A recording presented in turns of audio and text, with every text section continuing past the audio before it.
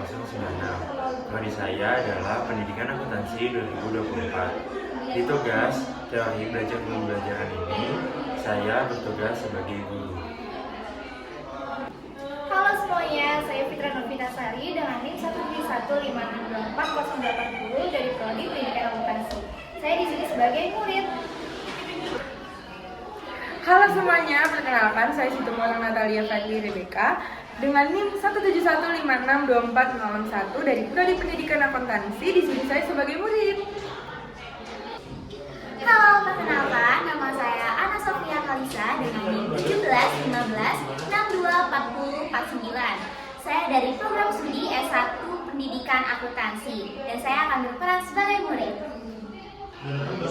Halo semuanya, perkenalkan nama saya Dewi Nuraini dengan NIM 171562409. Saya dari program studi S1 Pendidikan Akuntansi. Di sini saya berperan sebagai murid. Halo, perkenalkan nama saya Valeria Silaan dengan NIM 17156624101. Saya berperan sebagai editor.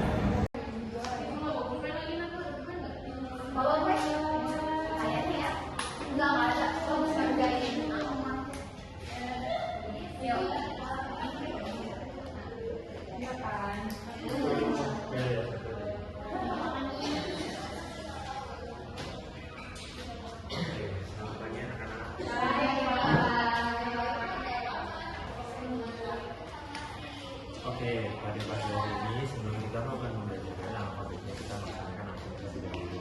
Yang pertama itu ada Ana, kedua ada Vivi, selanjutnya ada Dewi, yang keempat ada Natali. Oke, alhamdulillah pada pagi hari ini semuanya hadir.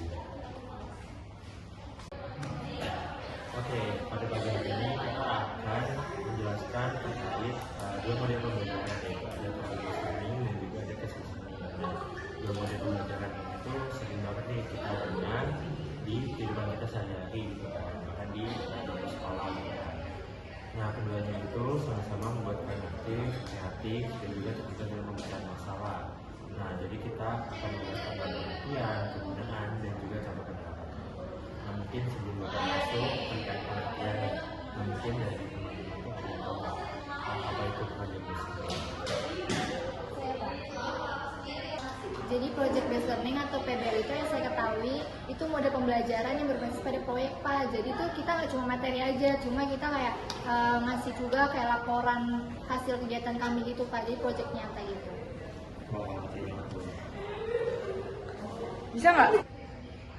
Nah, betul banget tuh yang tadi dijelaskan oleh Fikri terkait project based learning, bahwasanya project based learning itu berpusat pada kegiatan project gitu kan. Jadi kita melakukan project dalam jangka waktu tertentu, bisa berkelompok ataupun berdua.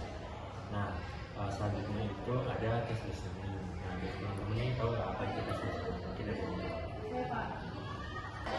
Oke Pak, izin menjawab ya. Kalau menurut saya itu CBL itu lebih kepada case-nya. Jadi kalau PBL itu kan project gitu. Kalau CBL itu case-nya, jadi menyelesaikan masalah atau tantangan di tantangan nyata di lingkungan siswa tersebut gitu. Jadi di mana nanti guru itu memberikan sebuah case nyata, nanti diselesaikan masalahnya oleh siswa-siswa gitu sih Pak. Oh, udah ya? Oke, nah betul banget tuh yang tadi disampaikan oleh Dewi terkait CBL. Jadi CBL itu merupakan model pembelajaran yang mirip dengan PBL, tapi CBL ini itu lebih mengkhususkan terkait seperti study case. Kalau PBL tadi kan terkait project, kalau misalnya CBL ini siswa itu mampu diarahkan untuk menyelesaikan study case. Nah, CBL itu biasanya dimulai dengan isu besar seperti mungkin kesehatan, lingkungan, atau mungkin kebersihan dan di sekitar kita. Nah, dari isu tersebut itu bisa munculkan pertanyaan seperti tantangan spesifik dan juga menjadi solusi yang benar-benar bisa diterapkan.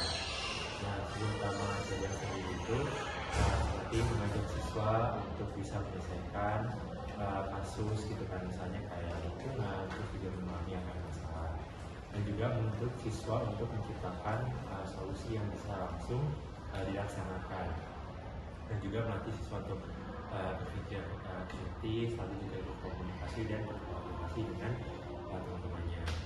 Nah, contohnya CBL itu seperti tantangan bagaimana mengurangi penggunaan plastik nanti di sekolah dalam waktu 2 minggu.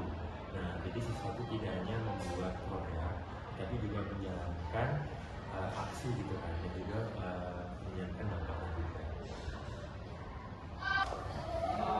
Nah, tadi kan kita udah jelasin tadi kan kita udah jelasin tadi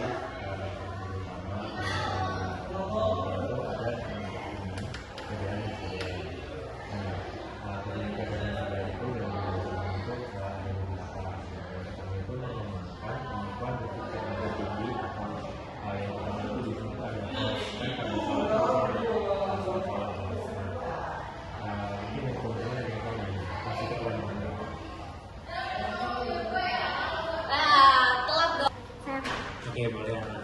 HOTS itu kepanjangan dari High Order Thinking Skill. Nah, betul banget ya. Jadi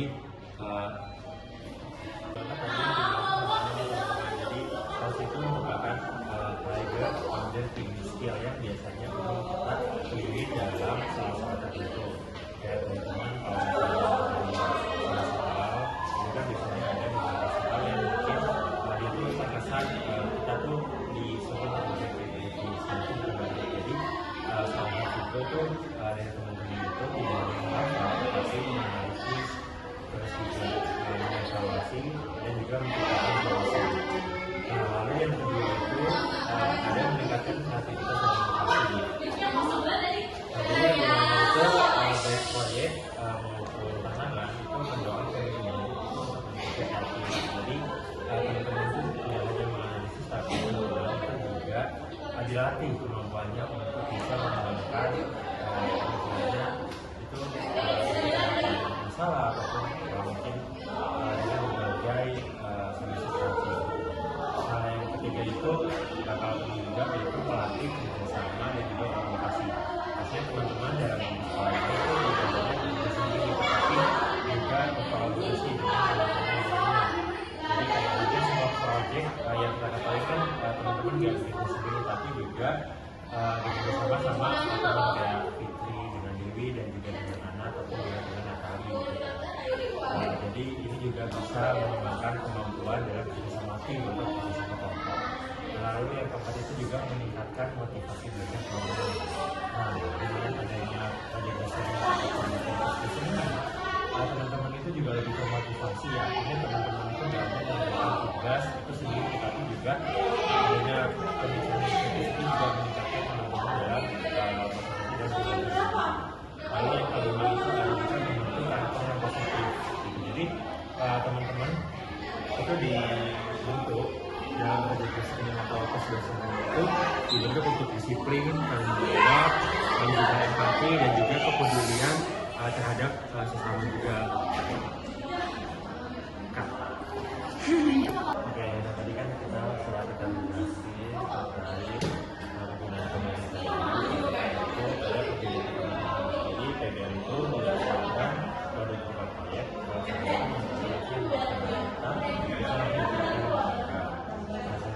ada singkat proyek besarnya. Nah, di dalam PBL itu ada langkah-langkah atau singkat yang harus kita ikuti. Nah, itu seperti pertanyaan dasar, yaitu bisa memberikan dasar studi stimulus, lalu juga ada proyek seperti siswa menyusun rencana dan juga pembagian tugas.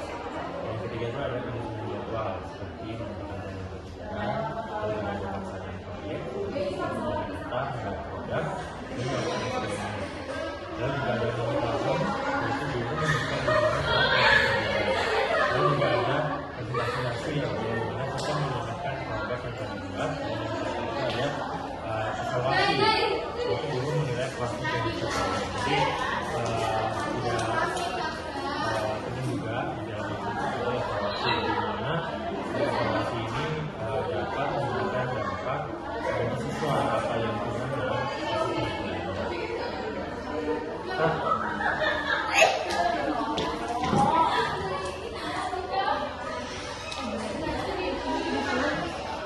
Nah, selanjutnya itu jadi kalau kita udah menjadi terkait presentasi. Selanjutnya itu ada yang namanya contoh penerapan PBL dan PBL. Nah, mungkin dari teman-teman itu ada nggak salah satu contoh penerapan PBL dan PBL? Oke, mulai dari Oke, kalau saya dari CBL dulu mungkin ya Pak. Kalau Menurut saya kan di sekolah kita itu kan kebiasaan membaca itu kan sangat amat kurang gitu ya Pak. Nah jadi menurut saya tantangannya itu bagaimana meningkatkan kebiasaan membaca siswa di sekolah dalam waktu 3 minggu. Nah jadi di dalam CBL ini siswa itu tidak hanya membuat ide atau produk, nah tapi juga menjalankan aksi nyata dan mengukur dampaknya. Contoh aksinya itu misalnya kita kayak membuat pojok membaca, terus menguji coba, terus habis itu kayak membuat program tantangan membaca 15 menit per hari, terus habis itu kayak kampanye di kelas-kelas biar kita tuh makin kayak oh membaca tuh ternyata seru, oh membaca tuh ternyata kayak bisa menambah banyak ilmu gitu Pak. Terus habis itu ada juga survei kebiasaan membaca sebelum dan sesudah program. Mungkin dari saya seperti itu. Nah kalau tadi kan Dewi udah menjelaskan nih terkait sebenarnya mungkin dari Ana ataupun Fitri ada apa ya? Jawab tentang penerapan PBL sekolah. Jadi penerapannya itu mungkin nanti guru tuh bisa kayak ngasih masalah nyata. Misalnya di dekat sekolah kan ada sungai itu. Nah sungai itu kayak bau banget, terus hitam juga. Terus juga banyak ikan-ikan yang mati di sungai itu. Nah siswa diminta mencari penyebab pencemaran, terus ngumpulin data sama berdiskusi. Jadi siswa itu fokusnya pada memecahkan masalah nyata dan melalui investigasi. Sekian dari saya Bapak. Oke, terima kasih banyak jawabannya dari Ana dan juga Dewi yang telah menjelaskan terkait PBL dan CBL. Mungkin dari Fitri mau menambahkan. Baik, jadi saya mau menambahkan terkait dari CBL-nya si Dewi tentang literasi di sekolah kita. Nah, jadi tuh nanti kalau misalnya saya tambahin dari CBL ke PBL, kemungkinan kayak misalnya siswa itu ditantang untuk menjawab bagaimana sih cara meningkatkan literasi mereka tuh di sekolah. Nah, nanti dari hasil training tersebut, siswa tuh membuat kayak project gimana sih caranya kayak nanti buat pojok membaca atau video riset kreatif untuk meningkatkan literasi mereka di sekolah tersebut. Nah, kira-kira menurut Bapak tadi tuh kasusnya dijadiin PBL itu menurut Bapak masuk nggak ya? Oke, nah tadi yang dijelasin oleh Fitri itu CBL ke PBL itu bisa banget. Jadi gimana sih bagaimana cara CBL beralih ke PBL gitu kan? Jadi mekanisme umumnya. Nah, kalau CBL itu kan siswa menganalisis kasus yang sudah jadi, sedangkan kalau PBL itu siswa menghadapi masalah yang lebih luas, belum jelas, ataupun membutuhkan investigasi. Nah, contoh umumnya, CBL itu kasus perusahaan gagal menyusun barang tepat waktu. Nah, cari penyebabnya ya di PBL itu bagaimana merancang sistem distribusi yang mengurangi keterlambatan. Jadi intinya CBL itu penerapan kasusnya. Nah, PBL itu bagaimana kita tuh mencari akar masalah tersebut. Jadi bisa banget CBL itu beralih ke PBL. Gitu. Jadi tergantung bagaimana penerapannya. Nah, dari teman-teman nih, dari Ana, Fitri ataupun Dewi, apakah dia mau bertanya lagi? Saya Pak. Oke Pak, dari tadi kan kita bahas PBL, CBL ini kan secara umum ya Pak. Nah, sedangkan kita ini di jurusan akuntansi nih Pak. Nah, kalau PBL dan CBL diterapkan dalam kegiatan akuntansi itu seperti apa sih Pak? Itu sih pertanyaan saya seperti itu. Terima kasih Bapak. Oke, betul banget ya yang ditanyain sama Dewi gimana penerapannya dalam jurusan akuntansi. Kan kebetulan tadi Bapak udah menjadinya penerapannya secara umum kan, tapi Bapak juga lupa kalau biasanya kita itu ada di dalam jurusan akuntansi. Nah, jadi project based learning dalam mungkin Bapak akan menjelaskan terkait project based learning dulu dalam jurusan akuntansi. Nah, konsep PBL dalam kan konsep PBL sendiri itu kan menggunakan masa nyata open minded gitu kan sebagai titik awal pembelajaran. Tapi mahasiswa itu belajar menganalisis masalah, mencari informasi dan menentukan solusi mandiri. Nah, kalau misalnya bentuk penerapannya dalam mata kuliah akuntansi, contohnya itu akuntansi keuangan, itu tuh masalahnya tuh mungkin seperti laporan keuangan perusahaan itu tidak balance. Nah, terdapat akun yang salah gitu kan misalnya. Nah, tugasnya kita sebagai siswa itu bisa mengidentifikasi penyebab ketidakseimbangan, lalu juga menelusuri jurnal yang salah, ataupun juga menyusun ulang jurnal laporan keuangan tersebut dengan benar. Nah, outputnya itu laporan keuangan final ditambah penjelasan proses analisis. Nah itu salah satu penerapan PBL dalam jurusan akuntansi gitu ya. Nah yang kedua itu ada audit. Nah pasti kan dari teman-teman itu udah belajar terkait audit ya. Nah misalnya dalam audit itu terdapat masalah indikasi kecurangan atau yang kita sebut biasanya fraud ya, yang kita kenal pada pengeluaran kas. Nah itu kita sebagai siswa itu bisa mengidentifikasinya nih dalam PBL itu, mengidentifikasi seperti red flags ataupun merancang prosedur audit dan menyimpulkan tingkat risiko. Nah outputnya itu apa? Yaitu kertas kerja audit. Nah yang ketiga itu ada perpajakan. Nah dalam perpajakan itu terkadang masalahnya itu pajak wajibnya itu mengalami masalah itu PPh 21. Nah itu siswa itu bisa mengidentifikasi PPh-nya itu seperti menghitung ulang pajak maupun mengatur dasar hukumnya. Hukum itu ada perhitungan pajak dan juga laporan analisis.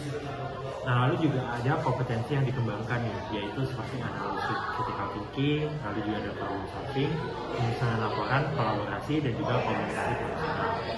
Nah kalau dalam PBL sendiri evaluasinya itu ada seperti rubrik analisis masalah, kualitas solusi, presentasi argumentasi dan laporan tertulis.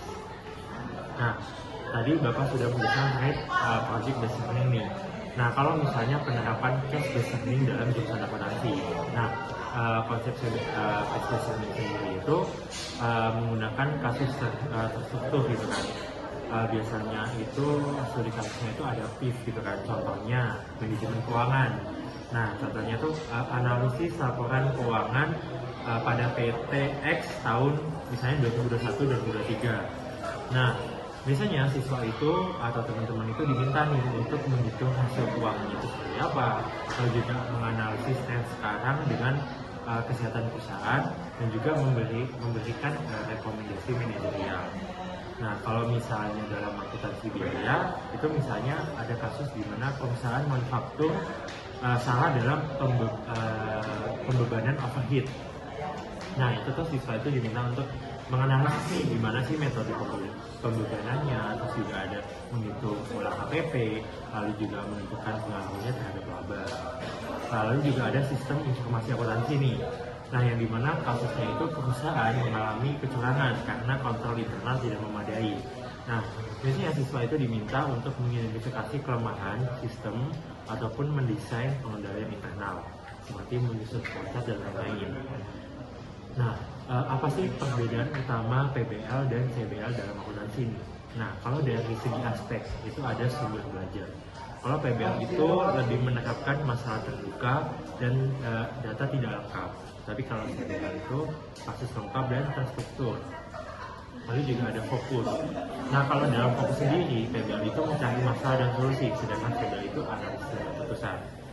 Nah kalau dari peran guru sendiri, itu PBL itu sebagai fasilitator, sedangkan CBL itu pembimbing dan pemberian skenario kepada teman-teman yang contohnya. Nah outputnya itu apa sih? Kalau PBL itu solusi masalah, sedangkan CBL itu analisis kasus. Nah, aspeknya itu cocok untuk audit, perpajakan. Nah, kalau CBL itu keuangan laporan dan keuangan manajemen misalnya. Nah, jadi integrasi PBL dan CBL dalam kurikulum akuntansi itu penerapan idealnya itu misalnya contoh kalau dari teman-teman itu nantinya akan menjadi guru ya, itu tuh semester awal tuh bisa nih CBL itu bisa membangun pemahaman dasar terkait kasus. Nah, semester tengahnya itu bisa penerapan PBL nih untuk meningkatkan kemampuan analisis dari teman-teman kayak kemampuan analisis audit, kemampuan pajakan dan lain-lain. Nah di semester akhir ini guru atau mungkin teman-teman ketika menjadi guru itu bisa nih untuk melaksanakan hybrid jadi CBL atau PBL gitu kan. Jadi pada proyek akhir gitu ataupun mungkin nanti kan teman-teman bakal magang ya. Nah itu teman-teman itu bisa menekankannya di situ.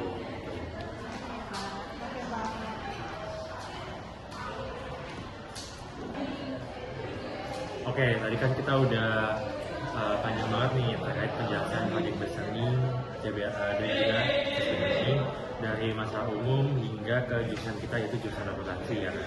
Nah, mungkin terakhir Bapak itu ingin tahu nih gimana nih dari teman-teman itu bisa menyelesaikan sebuah studi kasus. Jadi nanti Bapak bakal ngirimin nih studi kasus mungkin ke PJ-nya, yaitu mungkin Ana, nanti bisa dikasih ke teman-temannya gitu kan, terkait studi kasus. Jadi mungkin Bapak bacain dulu nih, saya studi kasus gitu kan. Nah, jadi studi kasusnya itu semi-semi, ada kasus keuangan. Jadi studi kasusnya itu misalnya ada kasus keuangan dan operasional PT Sinar Kerjaya. Nah, PT Sinar Kerjayanya itu merupakan perusahaan manufaktur yang memproduksi perabot rumah tangga berbahan kayu, dan perusahaan ini tuh berdiri sejak 2010 dan kini memiliki 280 karyawan. Dalam 2 tahun terakhir, perusahaan mengalami penurunan kinerja keuangan meskipun penjualan meningkat. Nah, di sektor utama itu mencurigai adanya masalah nih dalam pencatatan akuntansi. Nah, pengendalian biaya, pengelolaan, dan juga persediaan distribusi. Nah, mungkin permasalahannya itu ada permasalahan penjualan yang piutang nih. Nah, jadi penjualan tahun 2023 itu meningkat 15% dari 2022. Namun piutang itu meningkat menjadi 40%. Dapat 12 pelanggan yang meningkat pembiayaan lebih dari 90%. Nah, lalu juga ada persediaan. Yaitu persediaan di gedung itu semakin memburuk, baik 25% di tahun sebelumnya. Nah, 18% persediaan itu adalah slow moving inventory gitu kan. Lalu juga ada biaya produksi dan pengendalian biaya, di mana biaya bahan baku itu naik 30% dalam setahun akibat kenaikan harga kayu. Namun biaya overhead pabrik BOP itu juga meningkat nih 25% tanpa penjelasan yang jelas. Nah, lalu yang keempat itu ada permasalahan laporan keuangan, di mana saat review internal tim auditor itu menemukan beban penyusutan tidak konsisten. Nah, jadi pertanyaannya itu untuk CBL itu gimana teman-teman itu bisa menganalisis akuntansi keuangan, akuntansi biayanya, manajemen keuangan, dan juga sistem informasi akuntansinya. Nah, kalau misalnya PBL itu gimana teman-teman itu bisa apa sih informasi tambahan apa yang untuk memastikan masalah utama perusahaan. Nah, rancangan sistem baru pengelolaan piutang yang lebih efektif ataupun maupun usulan seperti model perhitungan HPP-nya. Nah, mungkin dari studi case ini kan tadi agak panjang nih, mungkin biar nggak bingung, Bapak bakal ngirimin soalnya ini ke PJ, dan mungkin nanti dari PJ bisa memberikan ke teman-temannya buat berdiskusi.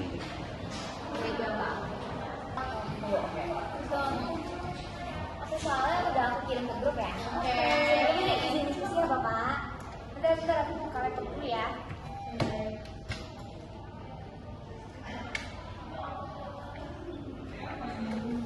Kita mulai bahas dari mana nih guys? Kayaknya kita mulai dari karena masalah PT Sinar Kerjaya dulu nggak sih? Jadi kan mereka tuh mengalami penurunan laba ya. Terus persediaannya itu melonjak 30%. Jadi banyak piutang lewat jatuh temponya gitu loh. Nah, terus ada perbedaan dari pencatatan persediaan antara laporan sistem sama laporan fisiknya. Nah, menurut aku sih kita perlu mengidentifikasi masalah utamanya itu ya. Iya sih, di sini kelihatan kayak ada masalah di kontrol internalnya, khususnya tuh di persediaan sama piutangnya ya. Terus setelah itu juga direktur produksinya tuh kayak mesin bahan baku terlalu banyak, atas alasan tuh kayak dia menghindari stock out. Betul tuh. Nah, dan bagian penjualan juga memberikan kredit terlalu longgar, jadi tuh banyak piutang tidak tertagih. Ini juga nyambung banget sama cash flow yang makin ketat. Oke, jadi kita punya 3 ranah penting nih. Jadi ada tadi persediaan, terus ada piutang, sama laba yang turun. Nah, kita analisis kali ya satu-satu.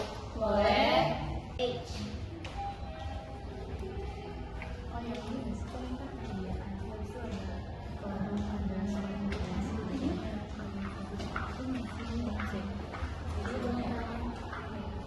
Guys, kalau menurut aku nih masalahnya udah jelas banget nih karena aku stok. Soalnya kan itu persediaannya naik 30%, tapi produksi sama penjualan itu nggak meningkat gitu loh. Jadi kan berarti pembelian bahan bakunya itu tidak sesuai dengan data dari permintaan yang ada kan. Ya, ditambah lagi terus ada perbedaan juga nih antara kartu persediaan sama pengecekan fisik. Nah, ini tuh jadi indikasi juga loh sih kalau pencatatan itu nggak akurat sama ada potensi dari linkage-nya itu. Nah, ini juga berdampak pada laba. Jadi persediaan penumpuk berarti tuh biaya penyimpanan naik dan resiko barang rusak jadi lebih besar. Nah kalau menurut gue ya solusi awalnya sih kita kayak gunain sistem kontrol gitu, jadi kayak reorder point, nah sama pengawasan berkala atau stock outnet. Jadi kita bisa pastiin bagian produksi yang nggak bisa membeli tanpa persediaan sistem. Menurut aku sih gitu ya.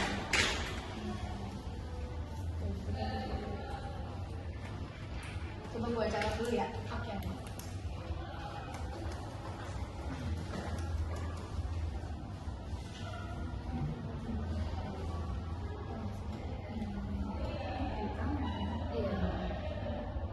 Di sini tuh piutangnya juga udah jelas banget ya, jadi masalah yang cukup besar karena penjualan kredit yang dikasih tuh terlalu longgar gitu loh, jadi nggak ada evaluasi untuk kelayakan pelanggannya gitu. Enggak nggak sih? Benar-benar. Soalnya dilihat di sini juga 40% dari piutang ini udah jatuh tempo ya kan ya? Iya.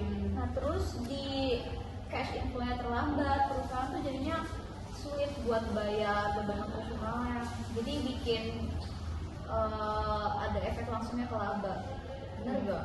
Benar sih. Selain itu juga ini nggak ada edit schedule-nya lagi yang rutin dikaji. Jadi harusnya tuh piutang diklasifikasi berdasarkan umur dulu, habis itu ditentukan mana yang harus ditagih, terus ditindaklanjuti dan dibuat cadangan kerugian kita.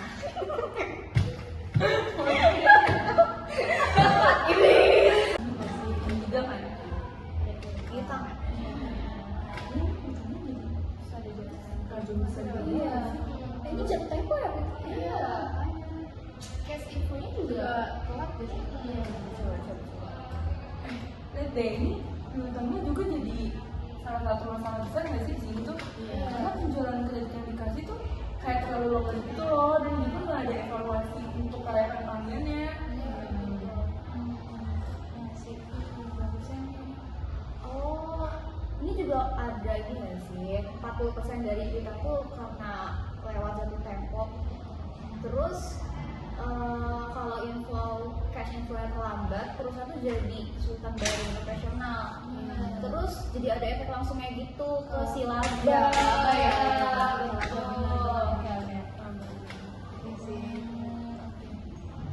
Terus ini juga itu tahu nggak ada aging schedule yang rutin dikaji.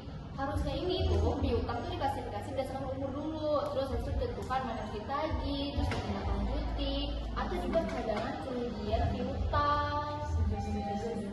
Dulu kali ya.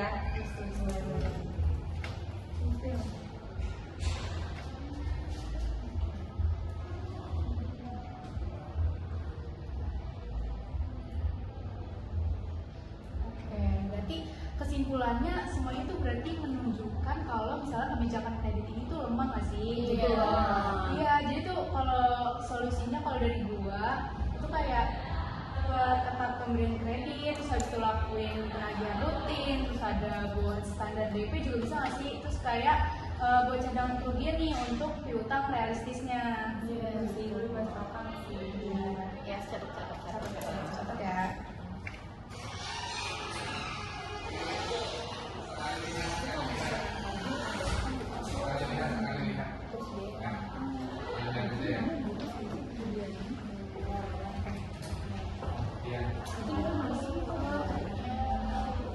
Kok ini harganya menurun ya?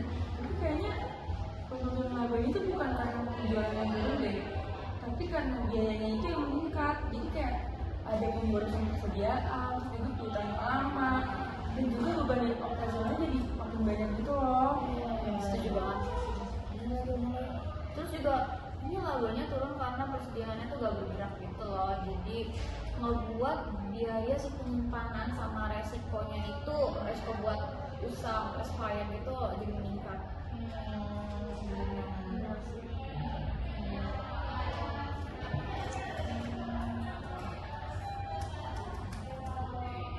Tapi juga cash flow-nya itu membuat perusahaan mungkin bisa meminjam dana jangka pendek. Jadi itu kayak meningkatkan beban bunga meskipun belum langsung gitu loh terlihat di kasus ini. Jadi intinya apa ya? Jadi intinya kalau menurut aku sih sebenarnya kayak ini masalah laba ini tuh dari hasil kombinasi dari kontrol internal yang lemah sih terus gitu dari kontrol. Jadi kontrol internalnya itu lemah gitu dari perusahaan si PT ini.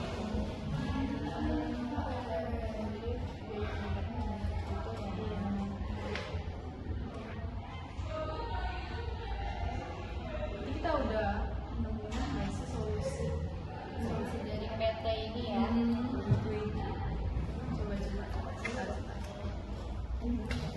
Sama aja ya. Cut aja deh kata gua. Kita gua cut aja deh soalnya kelamaan nih. Kalau misalnya berapa? itu tadi 4 menit kan. yang apa 10 menit berarti ya. Cepat. Itu juga bagus.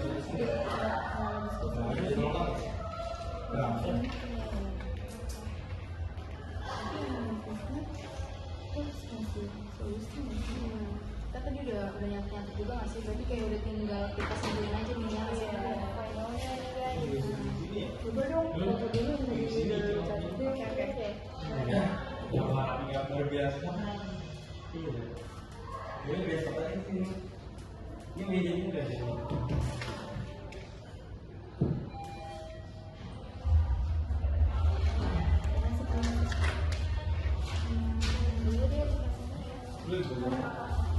Kirim ya? Thank you deh. Jadi dari semua analisis yang tadi itu kita harus kasih solusi kan yang secara keseluruhan untuk si PT Sinar Cahaya ini. Jadi fokus kita itu ada kedua hal ini guys, kayak kesediaan sama kapasitas. Iya. Untuk persediaannya gimana ya?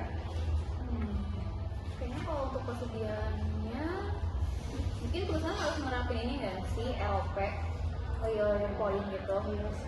Jadi pembeliannya itu nggak dilakuin cuman atas dasar feeling aja. Jadi terus juga perlu dibuat otorisasi pembelian bertingkah.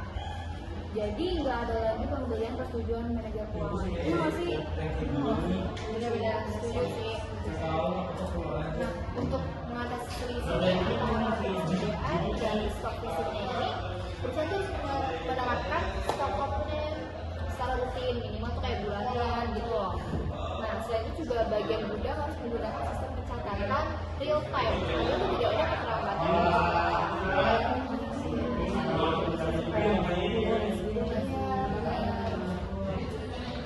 Nah kalau utangnya mungkin ya utang itu menurut aku perusahaan tuh harus memperketat kebijakan kredit kayak misalnya tuh kayak ngeluarin kebijakan pelanggan, terus habis itu juga menekan batas kredit atau kredit limit, terus ada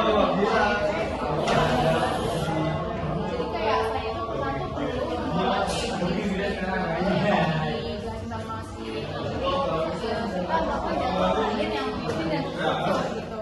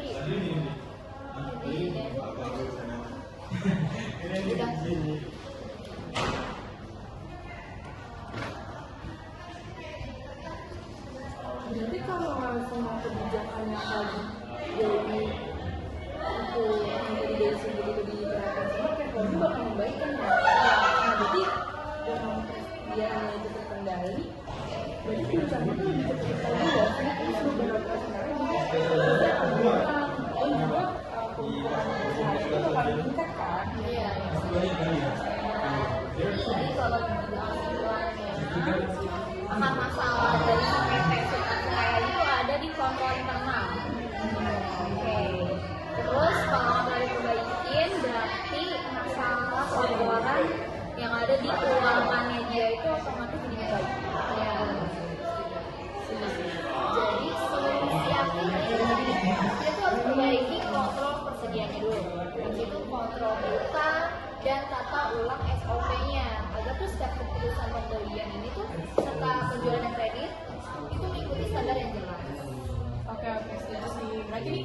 diskusinya udah cukup lengkap gak sih? Cukup sih, Ya, terus kita juga udah bisa simpulin nih bahwa perbaikan sistem akuntansi dan kontrol internal itu kunci dari pemulihan si laba PT Sinar Cahaya ini.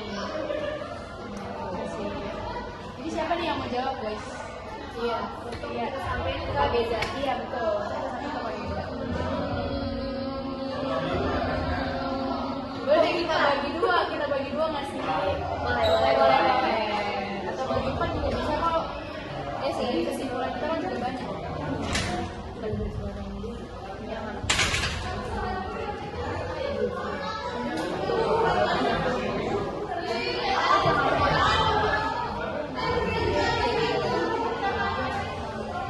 Iya, yang saya apa itu ada bang? Jadi ngomong gitu ya? Iya. Gak apa-apa kan lo lagi aja sampai kedua. Oke, kan dari tadi kan Bapak udah ngasih waktu nih sekitar mungkin kurang lebih 15 menit ya, 10 sampai 15 menit. Nah mungkin dari perwakilan teman-teman nih ada yang mau untuk menjawab gitu. Saya Pak. Oke. Jadi kesimpulan dari kami itu bahwa menurunnya laba perusahaan terutama itu disebabkan oleh lemahnya pengendalian internal, khususnya itu pada sistem persediaan dan piutang. Pertama, pada bagian persediaan, perusahaan itu tidak memiliki reorder point yang jelas dan pembelian dilakukan tanpa prosedur otorisasi yang memadai. Hal ini menyebabkan kelebihan stok, biaya penyimpanan meningkat, dan muncul selisih antara data kartu perusahaan dengan stok fisik. Untuk mengatasi masalah tersebut, perusahaan perlu menerapkan sistem pencatatan real time. Nah, melakukan stock out name secara rutin, serta menetapkan SOP pembelian yang lebih ketat dan terstruktur. Mungkin teman-teman yang mau nambahin nggak? Kayak aku nambahin juga ya. Terus juga ada pada bagian piutang. Nah, penjualan itu dilakukan tanpa evaluasi kelayakan pelanggan dengan akibat banyak piutang yang nunggak nih Pak di arus kas perusahaan. Jadi itu membuat arus kas perusahaan terganggu. Terus juga perusahaan perlu menetapkan kebijakan kredit yang lebih ketat, membuat aging schedule dan juga melakukan penagihan secara terjadwal agar perputaran kas itu jadi lebih sehat. Jadi secara keseluruhan, perbaikan utama yang harus dilakukan pada PT Sinar Cahaya itu memperkuat sistem akuntansi sama kontrol internal. Nah, dengan menerapkan SOP yang lebih disiplin dan pengawasan yang lebih baik juga, perusahaan itu dapat meningkatkan akurasi laporan keuangan, memperbaiki cash flow, dan pada akhirnya mengembalikan tingkat laba perusahaan. Sekian dari saya, Bapak. Sekian dari diskusi kami ya Bapak. Mungkin kalau ada kurang atau ada kesalahan boleh ditambahkan atau diperbaiki dari Bapak. Oke, kalau yang dari Bapak dengar dari opini dari teman-teman itu udah bagus banget dan memang udah sesuai gitu kan. Tapi mungkin Bapak izin menambahkan sedikit atau menjelaskan ulang gitu kan terkait studi case ini gitu kan. Mungkin Bapak izin menjelaskan dari CBA-nya dulu ya untuk case besarnya. Jadi dari studi case yang tadi itu, yang pertama itu ada akuntansi keuangan gitu kan. Jadi karena ada beberapa akun itu tuh berpotensi itu mistake gitu kan atau adanya kesalahan. Nah yang pertama itu adanya namanya piutang usaha. Jadi piutang usahanya itu tidak dibuatkan cadangan kerugian piutang, namun nilai piutang itu terlalu besar atau overstep gitu kan. Nah lalu yang kedua itu ada cadangan kerugian piutang atau allowance for doubtful accounts gitu kan. Jadi tidak ada atau terlalu kecil gitu kan. Yang ketiga itu ada persediaan, yaitu selisih fisik dan catatan. Jadi yang menyebabkan kemungkinan itu overstep dari keuangan sendiri gitu kan. Lalu juga ada tadi tuh di dalam kasus itu juga ada slow moving inventory gitu kan, yang sebenarnya itu juga menyebabkan itu kemungkinan nilainya itu terlalu tinggi gitu kan. Lalu juga ada beban penyusutan yang dimana ada aset yang seharusnya itu tidak disusulkan gitu kan, yang dimana beban penyusutan itu overstep atau understep gitu kan. Lalu juga yang kelima itu ada beban umum dan administrasi yang dimana naik 35% tanpa bukti. Itu tuh adanya potensi kesalahan pencatatan atau adanya dalam perusahaan itu kecurangan gitu kan. Nah, lalu juga ada arus kas operasi gitu kan, yang dimana selisih dengan laba bersih yang menunjukkan misalokasi arus kas atau klasifikasi salah gitu kan. Lalu tadi juga di dalam study case itu ada dampak piutang tidak tertagih dalam laporan keuangan. Nah, jika tidak diakui kerugiannya itu bisa menyebabkan laporan laba rugi. Nah, laba bersih terlalu tinggi karena biaya kerugian piutang belum dicatat. Lalu juga ada neraca. Nah, neracanya itu menyebabkan piutang usaha overstate, total aset terlalu besar, ekuitas pemegang saham juga overstate. Nah, lalu yang ketiga itu ada arus kas operasi, yang dimana kas rendah itu tetapi laba tinggi. Ketidakseimbangannya itu arus kas dan profit. Nah, yang ketiga itu ada yang dimana cara mencatat cadangan kerugian piutang, dimana kita tuh biasanya menggunakan metode umum atau earning schedule gitu kan.